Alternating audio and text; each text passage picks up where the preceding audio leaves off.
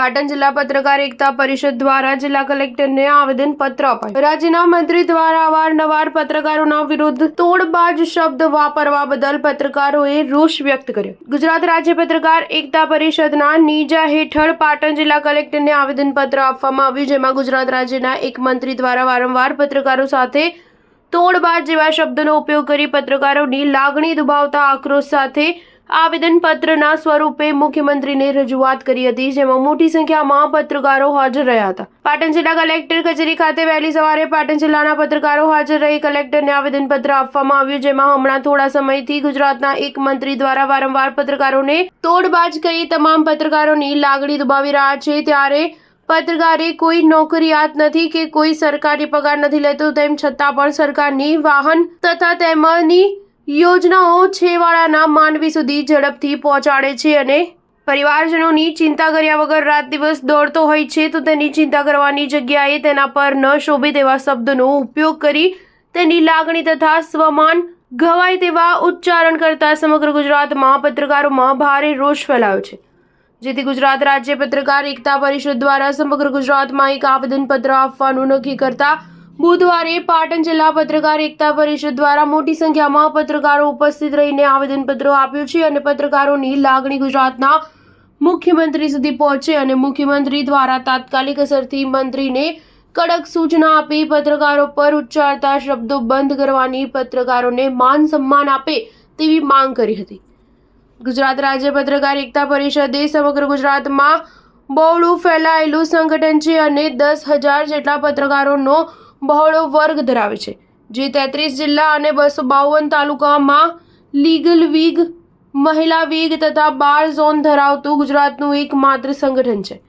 ત્યારે આવેદનપત્ર આપતા પહેલા તમામ પત્રકારો દ્વારા ગત ડીસા ખાતે થયેલ દુર્ઘટનામાં મૃત્યુ પામેલા લોકોને પત્રકારો દ્વારા સૌપ્રથમ શ્રદ્ધાંજલિ અર્પણ કરી પછી આવેદનપત્ર આપ્યું હતું। Star news 7 Patan.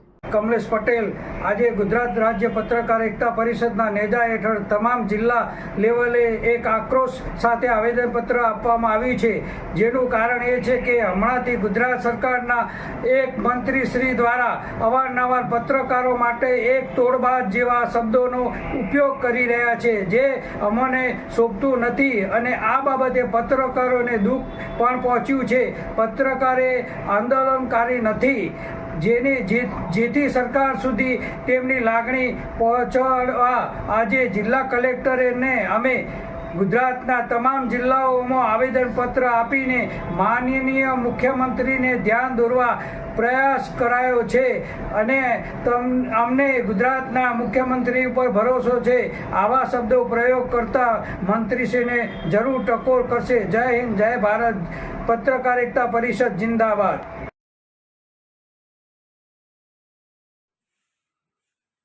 નમસ્તે પત્રકાર મિત્રો, નમસ્તે ગુજરાત। સૌને ઈદ મુબારક અને નવરાત્રિના નવલા નોરતાને ખૂબ ખૂબ શુભેચ્છા। આજે એક ખાસ સંદેશો આપવાનો છે। આવતીકાલે બુધવારે 2 તારીખે સમગ્ર ગુજરાતના 33 જિલ્લામાંથી પત્રકાર એકતા પરિષદે જિલ્લા કલેક્ટરને આવેદન આપવાનું નક્કી કર્યું છે। કાર્યક્રમ તમને અપાઈ ગયો છે, આવેદનની કોપી પણ અપાઈ ગઈ છે।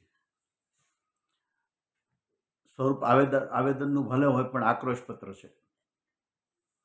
ગુજરાતમાં રાજકીય નેતાઓ પત્રકારોને તુચ્છ ગણવા લાગ્યા છે। પત્રકારો માટે તોડબાજ શબ્દ વાપરવા લાગ્યા છે। કોઈ 2-5 પત્રકારો ખોટી ફરિયાદોમાં ફસાવ્યા હોય અને એને હિસાબે આખા પત્રકાર જગતને સાર્વજનિક સ્વરૂપે તોડબાજ કહેવા એ ખૂબ શરમજનક બાબત છે। ગુજરાતના આવા મંત્રીઓને પણ ન શોભે આવા શબ્દો અને જાહેર જીવનના લોકોએ કોઈ પણ શબ્દો તોડીને બોલવા જોઈએ। એની બદલીમાં બેફામ બકવાસ કરવો, બકવાસ મંત્રી તરીકેનું બિરુદ મેળવવું, આ ગુજરાતની ગરિમાને માટે કલંકરૂપ છે। પત્રકાર ચોથી જાગીર છે। જેમ ખેડૂતોને જગતનો તાત કહીને બરબાદ કરવા સિવાય સરકારે કાંઈ નથી કર્યું, એમ ચોથી જાગીર ગણાતા પત્રકારને પણ બરબાદ કરવા સિવાય સરકારે કાંઈ નથી કર્યું। પોતાના ભાડા ભથ્થા મનસ્વી રીતે વધારે છે. પત્રકારોને 25 વર્ષ પહેલાંનો જાહેરાતનો ભાવ આજે ચૂકવાય છે. પત્રકારોનું શોષણ થાય છે. પત્રકારોને મળતી સુવિધાઓ એક પછી એક છીનવાઈ રહી છે.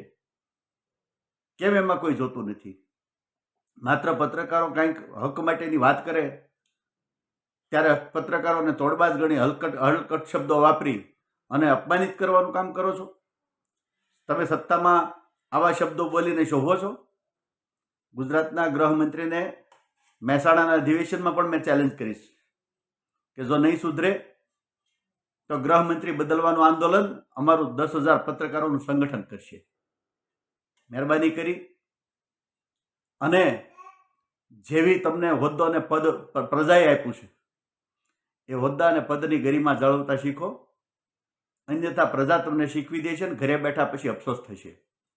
એટલે આવતીકાલે તમામ જિલ્લાના પ્રમુખોને, પ્રભારીઓને, ઝોનના ટીમના બધા મેમ્બરોને સૂચના આપું છું.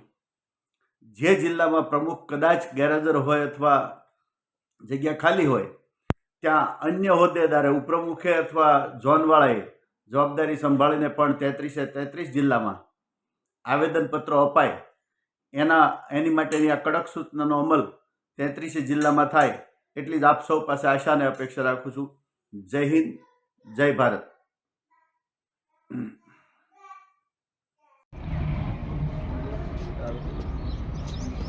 આજે ગુજરાત રાજ્ય પત્રકાર એકતા પરિષદ કે જે 33 જિલ્લાની અંદર કાર્યરત છે અને એની અંદર 10,000 પત્રકારો જોડાયેલા છે, ત્યારે આજે એક મંત્રી દ્વારા કે જે અશબ્દ તોડબાજ પત્રકારોનો શબ્દ વાપર્યો અને એનીથી લાગણી દુભાણી છે પત્રકારોની. અને અમારા ગુજરાત રાજ્ય પત્રકાર એકતા પરિષદના અધ્યક્ષ લાભુભાઈ કાતરોડિયા અને કમલેશભાઈ પટેલ ઇન્ચાર્જ અધ્યક્ષ અને એમના માર્ગદર્શન હેઠળ આજે 33 જિલ્લાની અંદર એક સાથે આવેદનપત્ર, આક્રોશ આવેદનપત્ર આપવામાં આવ્યા છે. તેની સાથે પાટણ જિલ્લાના પત્રકારો દ્વારા કે જે પત્રકાર એકતા પરિષદ દ્વારા આવેદનપત્ર કલેક્ટરશ્રીને સુપ્રત કર્યું છે. અમારી માગણી એ છે કે વારે વારે આ મંત્રીશ્રી દ્વારા જે અપશબ્દ બોલવામાં આવે છે કે જે તોડબાજ પત્રકારો એ ન બોલવા જોઈએ.